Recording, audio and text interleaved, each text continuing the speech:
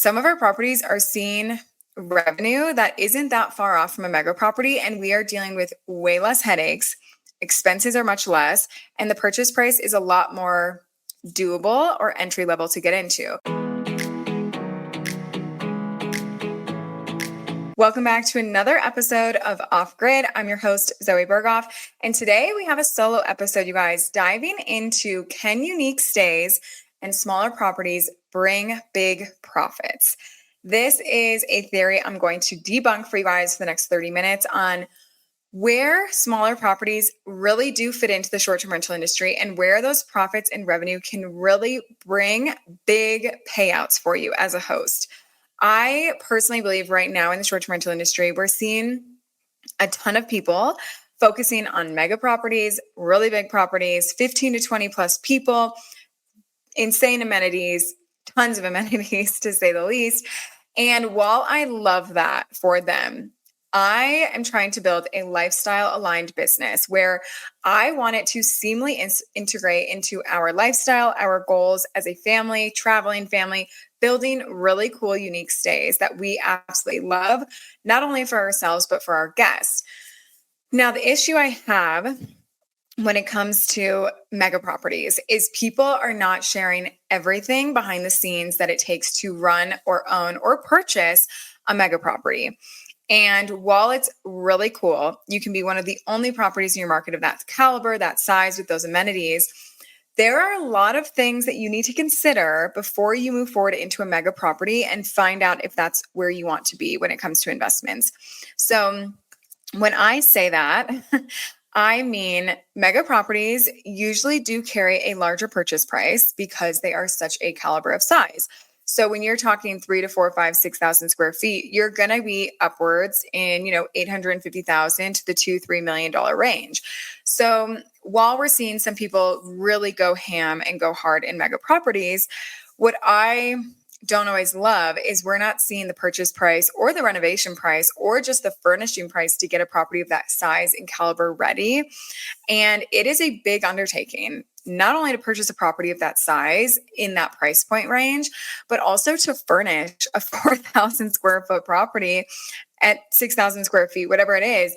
That is a lot of furnishings, amenities, and just manpower to get something of that size finished and ready. So we're going to dive into all of the things I want you guys to consider. And truthfully, we build smaller, unique stays that are very nature inspired, serene, remote stays. And some of our properties are seeing revenue that isn't that far off from a mega property. And we are dealing with way less headaches. Expenses are much less. And the purchase price is a lot more doable or entry level to get into.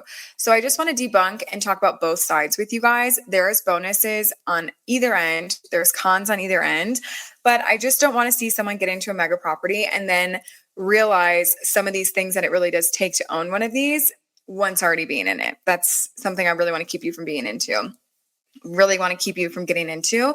So when it comes to a mega property, this is, like I said, something of 15 to 25 people. They're going to have really big amenities. Purchase price will be larger. I do feel like with mega properties, you are putting yourself in a smaller category in terms of competition. There may only be 2, 3, 4 properties in your market of that size. And when you come in and do professional interior design and amenities that are amazing, and you're really curating the stay for your ideal guest, you can be a top property pretty quickly, 100%. But here are the things you're not seeing when it comes to a mega property. We are seeing the furnishing cost at $35 on the low end, a square foot at 3,000 square feet. You are going to be putting in hundreds of thousands sometimes in furnishings and amenities, which is totally okay. But if that is something realistic for you to do as maybe not one of your first properties, I know some people would suggest a mega property as their first property. I'm not that person. I don't suggest that. I don't want a mega property. Not saying what I want is for you, but I think there are a lot of learning curves that come with just hosting, getting into your first short-term rental and learning the ins and outs of how it works. And doing that at a scale of 15 to 25 people, I truthfully could not imagine what your learnings and mistakes would look like because they would be way more amplified. So you're not only furnishing a property of a very large size, which the manpower is going to likely surpass just you and your significant other or just yourself and a friend. You're going to need actual people that can help install the quantity of furniture you're going to need, also the amenities.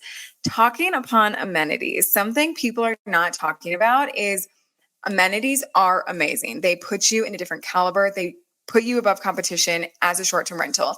But what people are not talking about is amenities do require work and they do require upkeep and maintenance. And I want you to think about this. If you were a guest and you show up to a property where the amenities actually are not in the working condition or expectation that you had arriving to the property. So let's say the hot tub isn't heated to the degree it needs to be, or it's dirty. The sauna's dirty. It's not been cleaned out. It's really obvious. People were using it last. No one's ever touched it since. These amenities, when booking, put you above your competition. Now that they are not in an operating usable function, they are actually going to ding you and hurt you more than they would be helping you. So I actually tell people, like, if you can't upkeep your amenities and have amenities in working order for every single guest at a 5-star rate, they are going to ding you and hurt you more than if you just didn't have them. So when I say that, if you had a hot tub at your property, but you don't have it serviced correctly, or there's, chemicals are off balance, now instead of just having no hot tub, you had a guest arriving with expectation to use a hot tub, and now it doesn't work and they can't use it. So now their experience of just having a property to use just became, we have a property that we can't use some of the amenities. And now that's going to hurt you, whether it's in a review, guest complaint, just, they're not feeling the 5-star experience that they were expecting and that we're all trying to host. So when I see properties that have insane amenities, especially these mega properties, sometimes they have 2 hot tubs, a sauna, game rooms, arcade rooms, movie theater rooms, putt-putt, golf, pickleball, all of the things. You now have just added more amenities to your list to upkeep, keep in working order, add to your cleaning team or maintenance team's list every single turnover. And it also just adds to what the property requires for a turnover. So while I do love amenities, if you are going to be someone at any size property that offers multiple amenities, you have to have a pretty tight process on how you make sure all of those are in working order for every single guest that's coming to the property. I personally hire a professional spa maintenance for all of our properties in all of our spas. I recommend that to anyone. Not only does it take the liability off you a little bit as a host, because you do have a professional company. So if something was ever wrong, you are hiring them to service the product and the service of amenity that you have. So it helps with the liability, but also chemicals or saunas or hot tubs or pools, they are a science and they are something that people are professionally trained to do.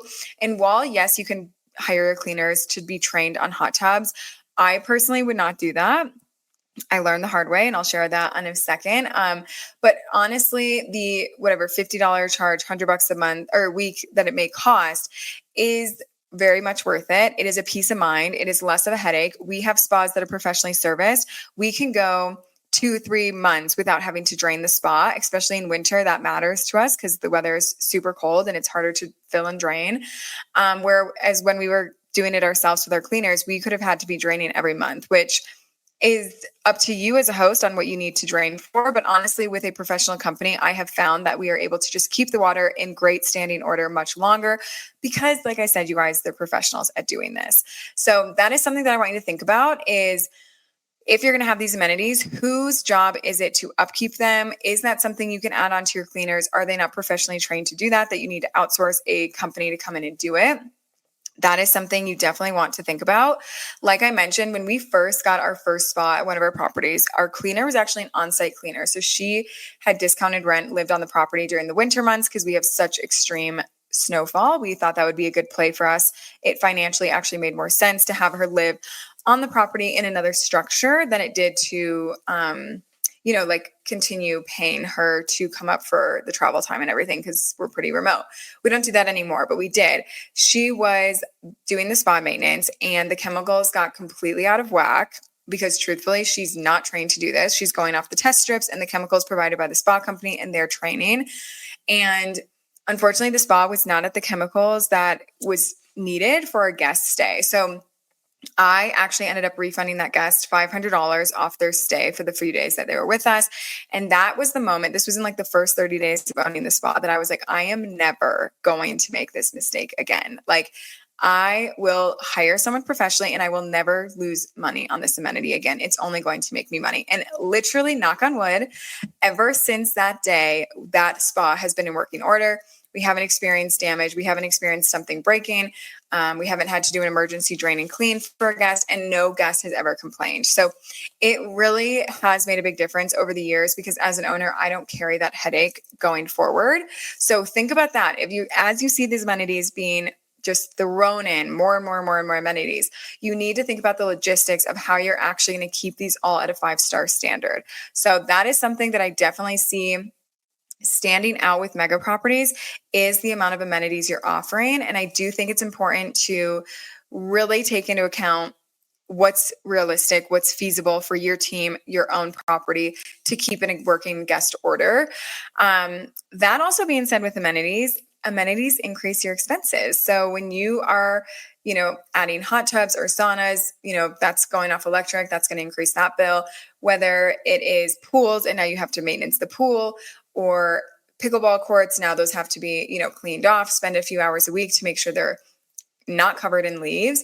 Those expenses for amenities, but also for a mega property of that size, when you reach into the millions, you're taking on expenses of $10,000 to $15,000, $20,000 a month expenses, which I don't think people are talking about the mental load of signing up for a property that has expenses of that caliber.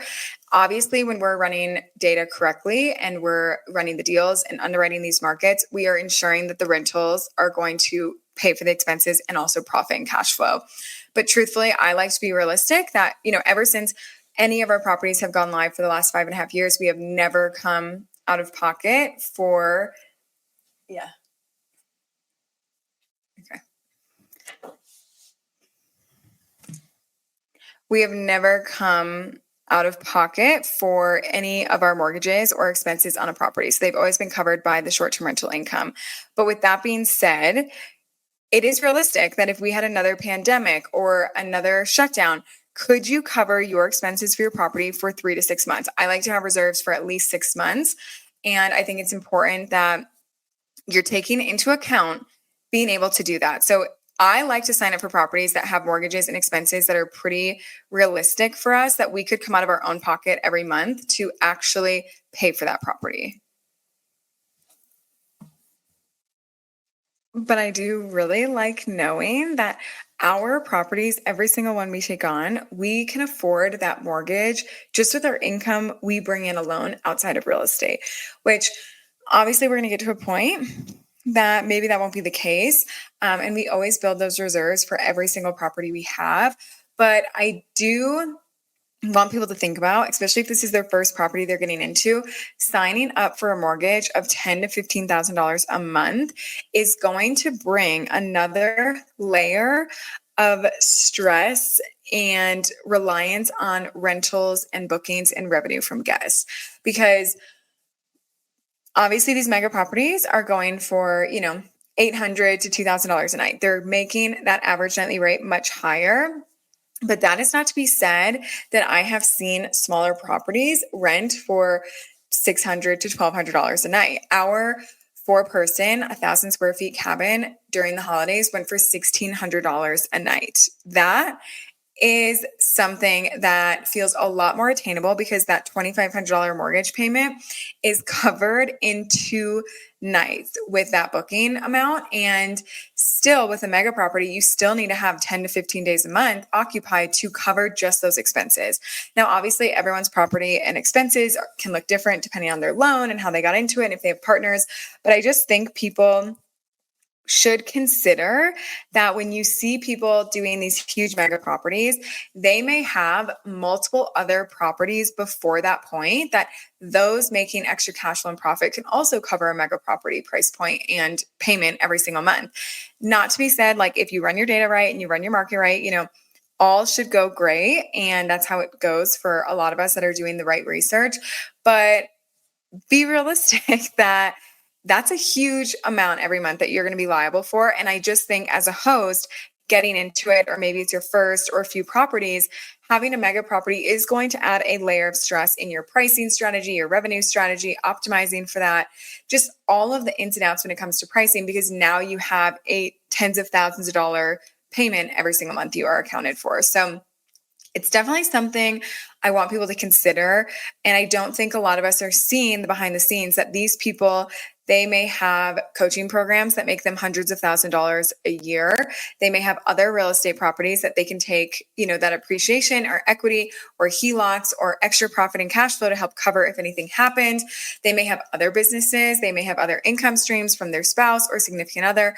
I don't think, we're always seeing just the true transparency of this is a property I'm buying and there's no huge risk to having a mortgage payment of $15,000 to $20,000 a month. So think about it, because there's going to be a difference in your expenses. Same with turnovers and cleaning costs. So when you have a property of 15 to 20 people, it could literally take 8 hours to clean a property of that size, if not more. So doing same day cleans, you now have to have multiple cleaning teams or multiple people on a cleaning team to help turn that property over. And then, like I was talking about earlier, you now have amenities that you also have to make sure are up in standing order. So that could be, washing off the patio, sweeping off the leaves on the pickleball court, the hot tub, draining a hot tub if need be, getting leaves out of the pool, the sauna being cleaned. Like that all is adding to the cleaning turnover of a property of that size. So I just want people to think about that. When you're going into something that large, not every cleaner or cleaning team is going to be able to take on a property of that size or want to. All of our properties have a singular cleaner that does them, and they can do them in about 3 to 4 hours. That's the average turnover time it takes for our properties, which range from 1,000 to 1,600 square feet in home size. So that's super doable. If something happened or someone backed out, I could have a backup cleaner show up. Where when you are hiring a property of that size, a mega property, you're basically employing a cleaning team pretty thoroughly throughout the month because of the size of property it is. So your cleaning costs are also going to go up. So that's going to be something where when you're doing your research on competitors, can you charge the full cleaning amount to your guests and hand that off? So for us, our cleaning costs range from $140 to $160 a clean. And we can pass that entire cleaning cost over to the guest. So we don't come out of pocket for that. But with a property of that size, your cleaning could be $750 for one day of cleaning. Is that something you can charge entirely to that guest in that transaction on, direct booking, Vrbo, Airbnb, whatever it may be? Something to think about. Maybe you can just do your market research to make sure if you're coming out of pocket, you now need to compensate in your average nightly rates to cover those cleaning costs. And then, like I was mentioning when we first got started, the revenue difference of, I will give a kind of a idea on what we bring to life for our stays. All of our stays are under 6 people. So they actually range from 2, 4, and 6 people. That's what I like to stay into. It's a sweet spot. I love the size of guests. I love the parties it brings in terms of like a lot of families, couples, anniversaries. We don't get a ton of, maybe like 2 or 3 couples, but we're not getting bachelorette parties, bachelor parties, which is totally fine if that's what you want to host. But as a host, I'm also thinking about the wear and tear and the longevity of my property. And I favor couples and families and anniversaries and whatnot. So we are building really intimate stays, engulfed in nature, remote stays, unique structures, unique elements, luxury feel, higher price point. So we are, booking for anywhere from $300 to $1,200 a night, but these are 2, 4, or 6 people staying here. It feels a lot more manageable. It feels like a lot less wear and tear in the property. It feels like the properties will last longer in better shape. So that's kind of what our sweet spot has been. And I'm not saying our strategy is your strategy, but I am telling you that there are properties in the short-term rental industry that are 2 people properties, a storage container home, a yurt, a dome, and they are making $500 a night hosting 2 people, which the wear and tear, the expenses, the cost, and the purchase price or investment to get into a property of that size versus something hosting 15 people is going to look different, 100%. But with these unique stays, a lot of them you guys have seen that Airbnb has featured, or the OMG stay category, where they are still making revenue upwards of $150,000 a year to $250,000 a year. Now, that is an insane cash flow and profit depending on the investment level to get into a property that is more intimate and smaller like that. Whereas when you're getting to these mega properties, they may make 250 to 400,000 a year, 100%, but you're not seeing all of the expenses that come into all those amenities, that purchase price, size, and caliber, the cleaning cost to have a team of that size. And then let's say if something breaks or has to get replaced more often because of the wear and tear of 16, 25 people versus 2 or 3, 4, 6 people. So I just want you guys to think about, like, yes, when you see these mega properties, you're like, oh my gosh, they're making $500,000 a year. That's insane. That's insane revenue. But you're not seeing that 300,000 of that is expenses. Yes, the mega properties are appreciating and they are, a high price point caliber. So they're likely going to appreciate maybe more compounded because of the price. So like if you're buying a $2 million house, you may get $300,000 in equity in a year, where a $300,000 house may get $50,000. If you do the ratio, it's actually growing at kind of the same rate. It's just the price difference so different, which I see that play. But I do think, like I said, some of these people doing mega properties and pushing that, they have other real estate that they have done first. They've done smaller properties first. They've worked out their kinks. They've worked out their systems. They have their own property management companies, or they've outsourced to a PM that they really like. They have a co-host. They have done a lot of the nitty-gritty learning and mistakes before getting into a property of that size, where, like I said, I couldn't even imagine a 15 to 20 person property being my first property, because you're learning the ropes, you're learning how to do guest communication, liability, insurance, covering your own butt as a host. Yet now you're doing it at a size of that quantity, which is so much different because everything is so much layered with all of those things I just mentioned. It's definitely a different hosting experience. And honestly, for a property of that size, I would be surprised if a lot of these owners are actually managing their mega properties themselves, or if they've now officially professionally outsourced it to a PM or a co-host, because it is a big undertaking for sure to keep something like that dialed in. And like I mentioned when I first started, lifestyle investments are the most important to me. So building a lifestyle portfolio that aligns with stays that I want to visit to, where I want to go, where guests will actually enjoy, and where the profit and cash flow is there, is most important to us right now. And a mega property near one of the biggest national parks or Smokies or Gallenberg personally is not aligned to where I want to build. I would rather build a 2 to 4 person A-frame, super unique, smaller purchase price and investment price, but still has the caliber to make 150,000 in revenue for sure, near a more remote national park or in a better market that I want to enjoy and go to.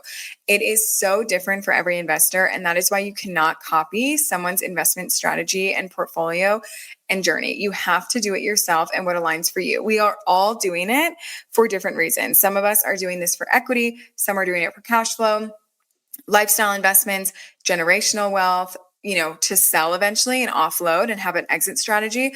There are so many different avenues that you can get into real estate. And that's one of my favorite things about real estate is it doesn't have to be your number one passion, but it can create opportunities to allow you to do what you're passionate about. I have students in the mentorship that literally join because they know real estate is going to give them so many opportunities, but they don't necessarily have this insane passion about real estate. But real estate, building those opportunities for them, is going to allow them to pursue their art or their teaching or homeschooling their kids.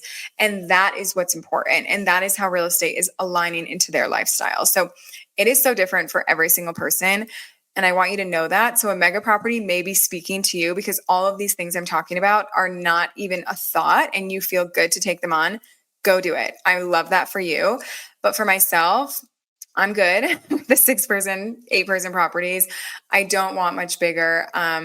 With land hacking, especially, which is a strategy we really go towards, which is multiple stays on one property. One of our properties can host, 8, 10, 12 people. So we are hosting 12 people total on the property, but that is spread across multiple different structures across 35 acres. So we may be making a price point of $1,000 to $2,000 a night with different structures because they're each going for, $300 to $600 a night. And we're in that caliber of a nightly rate with mega properties, but our maintenance, our workload, our cleanings does not come close to that. And especially the amenities. We don't have to have that insane amount if we don't want to. So something you can think about is maybe a mega property, and being one home of that size isn't, ideal for you or what you're wanting to take on.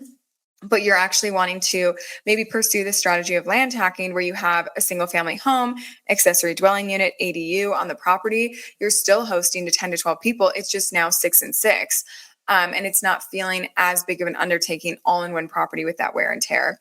I actually have a student who she has a 16-person house, and she has learned over the first few years of owning that property what having such a larger size property, and not necessarily a mega property, I wouldn't say, because she doesn't have to handle all of those extreme amenities, but just what the workload, the wear and tear, the size of a property of that scale. She did get it for a great purchase price.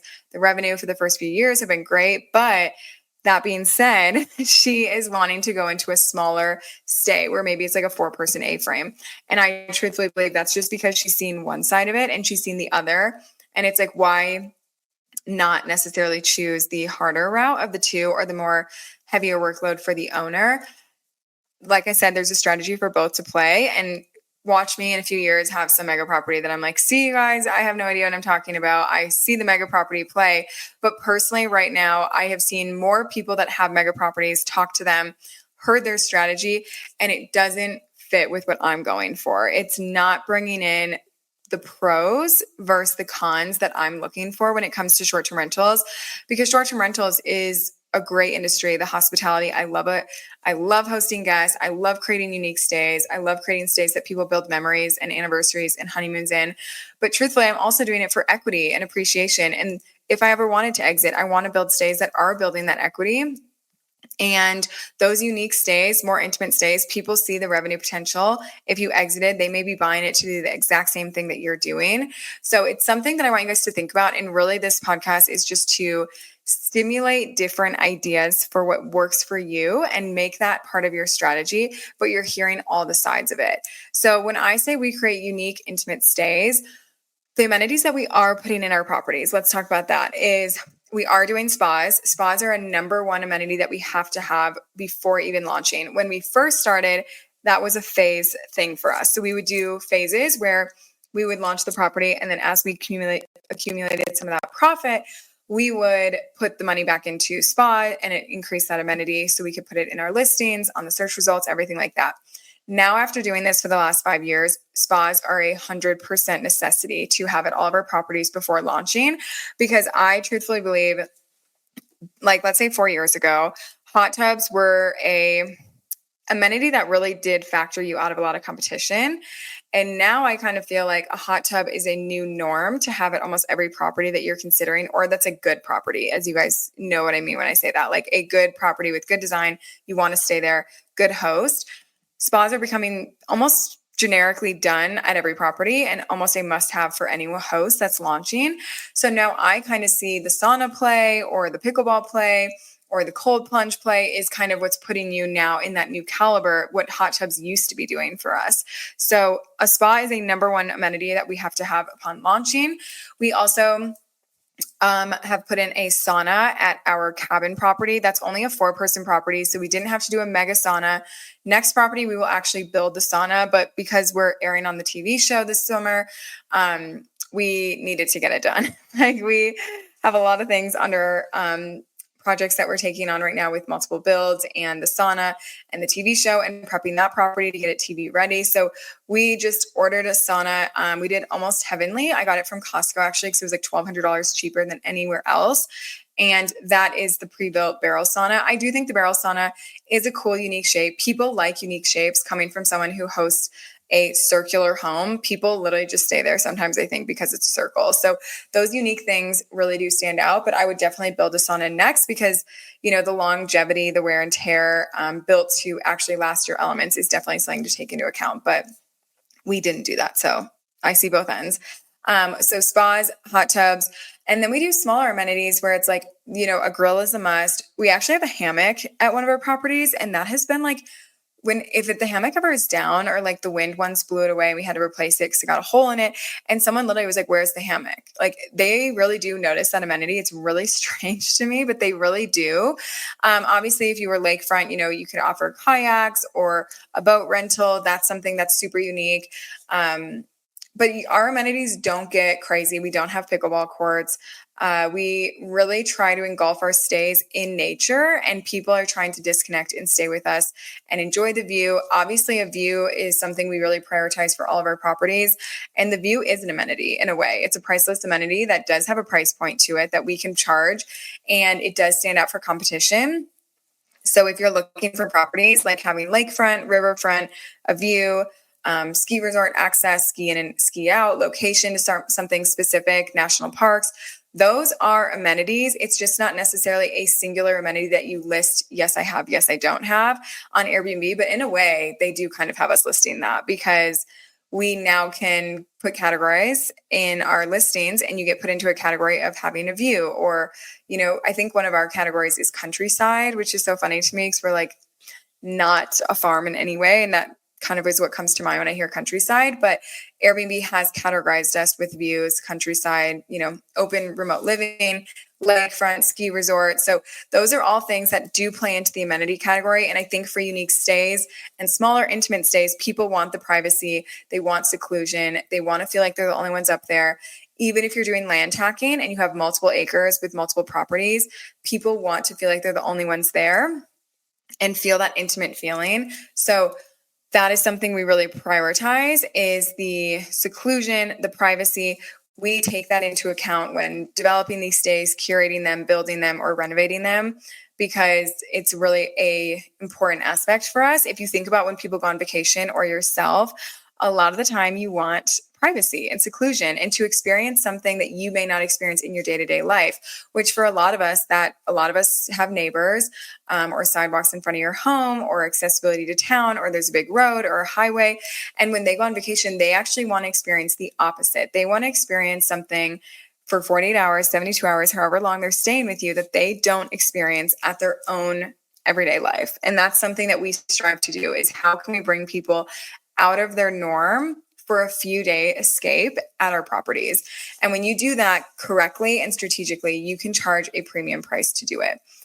Lastly, on the end of unique intimate stays is knowing your demographic, because truthfully, there are going to be different markets all over the country, all over the world that are going to do better with intimate, unique stays, smaller stays, unique structures. And there's going to be markets that do much better with 10 to 20 person properties. And I think it's important for you to know which one are you falling into as a host? Where do you want to own? Are there leverages that you're pulling by investing in certain locations or states? But you need to know who you're going to be hosting to. And when we are developing, because a lot of our stays have been builds, custom builds, or a custom renovation, which basically felt like a custom build because it was so much work, is we know who is going to be staying with us. We know our demographic before they ever even come through the door. And we know who we're going to be hosting to, whether it's multiple couples, anniversaries, honeymoons, celebrations, or families. A property that is going to be designated for family use, I am not going to create the same for couples or anniversaries or special occasions. They do not function the same. They do not have the same amenities. They don't have the same layouts. They don't have the same furnishings. There is a big difference. And yes, some of our properties host smaller families and couples and special occasions. But if I'm ever at a property after one of those guests checks out, I can 100% tell who stayed there and was it a good fit for them. Even one of our properties, it's like literally all windows, you guys. We did so many windows in this cabin. And when little kids stay there, all the windows get handprints, which I have a toddler, so I totally get it. I'm fine with it. But sometimes I'm reminded that that property really wasn't designed for multiple kids or families. It was designed for couples, retreat, vacations or anniversaries, honeymoons. And the kids don't necessarily get the best experience possibly at this property because it wasn't really designed for kids, where one of our other properties was. And we have the kid toys and we have, we even have little kid gates. So if they don't want to go outside, you can put the gate up. Lots of toys. We stock everything with pack and plays, high chairs, all of noise machines, blackout curtains, all of that is at every property, but it's very obvious what property is designed for who. And when I say demographic, that also falls into know what market you're going into and how that market's going to play into the right property for you. So, like I said, some properties are going to be amazing for a market when it's a mega property. And that's what they're designed to do. That's who the guest is going to be. It's bachelorette parties, it's bachelor parties. Think Scottsdale, Arizona, big party groups, big events, masters. Think Indio, Coachella, there's going to be a lot of people. Those could be a mega property where a more intimate space, near national parks or more remote areas or outside of big cities is going to be different and treated differently. What I love about land tacking is you can actually appeal sometimes to both of these because you can have the option to rent individual structures or units on your property, but then you can also flip it and rent out the whole property. So if you are like, I don't want to own a mega property for 20 people, but I want to own a property that has 5 structures for 2 people, you could still appeal to a retreat or a reunion of 20 people. You may not be everyone's cup of tea because you don't have the big, kitchens or the big layout or something, but there's a big play in that with micro resorts, venue spaces, big commercial areas for people to use the kitchen or reunions and still have all the places to sleep for that many people. So if you feel like that's something you want to tap into, it's a little bit of both. Definitely work out that strategy. And I don't think that also plays into every single market, but it does have a time and a place for sure. And lastly, when you're thinking of unique stays versus mega properties, everything is unique in a way. When you're doing it right and you're doing it strategically with professional design, really well and right amenities, and you're a great host and you're doing it with data and market-driven research, you're going to create a unique stay. It's just given that you're doing things right. But what I like to say is unique has a definition all across the board, and there's no one way to define unique. So when you're creating a stay or curating one and bringing it to life, I want you to think about what does unique mean for that ideal demographic, ideal market you're going into that is specific to that property you're bringing to life. So all of our properties, I consider them unique. We focus on unique stays. We love building that, but every property is unique in its own way. They don't all fall into the same category of unique. And that is some of the most fun parts of hosting and building these stays is there's no one way to do it. There's no one way to define yourself as unique. It could be one property is unique because of the amenities. One is because of the location. The other is because of the view. There are so many ways to go about it.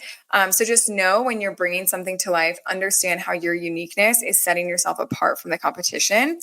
But I hope this was helpful for you guys to just understand that smaller properties can carry a bigger weight than I think people realize. I know and have experienced some of the smallest properties doing the biggest weight in markets. Our 4-person cabin, it's only 1,000 square feet, 2 bed, 2 bath, super small. We couldn't do much bigger. It was a renovation. That's what we were working with. Is on the books for the first year to do 150 to 175,000 in revenue, depending how peak season goes, which we still haven't experienced yet. It's coming. And for some 16-person properties in our market, they're doing 150 to 175. And a 16-person property is way different than a 4-person property to host, to own, to manage, to pay for. I can guarantee you that. So I really do believe if you have a calling to build a more smaller, intimate, unique space, and you don't feel like the mega home strategy really aligns with your lifestyle or where you want to go, I want to be the one to tell you that is okay. You don't have to go into the mega properties to be successful, see revenue, see big cash flow, and see profit. But what you do have to do is be very specific in curating that unique stay and how it's going to stand out from the competition and that market so it can be a big revenue producer. So hopefully this was helpful for you guys. A lot of things to think about. Like I said, I'm not trying to lean you one way or the other, even if I sound a little biased. I'm obviously speaking from my own experience as well, because that's all I can share on. But I do want you guys to think about both ends of the spectrums, owning mega properties or intimate and smaller properties. Like I said, speaking from experience, one of our smallest properties is our biggest revenue producer. Not even the 6-person produces same to where 4 people at one of our properties can produce. So don't think the number of guests is going to dictate your revenue. I feel like there's a huge push on that in the short-term rental industry, that more heads, more beds equals revenue. And that is simply not always the case. And it doesn't have to be. And if you don't align with that, I promise you can find a path or revenue stream and strategy that aligns better for you. All right, we're going to wrap up today's episode. So hopefully learning about smaller properties, bringing bigger payouts was helpful for you guys. I would love to hear your thoughts on which way you're going towards, leaning towards, or what works in your strategy. Check out the show notes for any details that I mentioned throughout the podcast that you want further information on. And thank you guys for listening to another episode of Off Grid with Zoe Berghoff. If you got any value from today's episode, I always appreciate leaving a 5-star review or sharing with someone who is looking to live life on their own terms. I will catch you guys next time. Thank you for listening.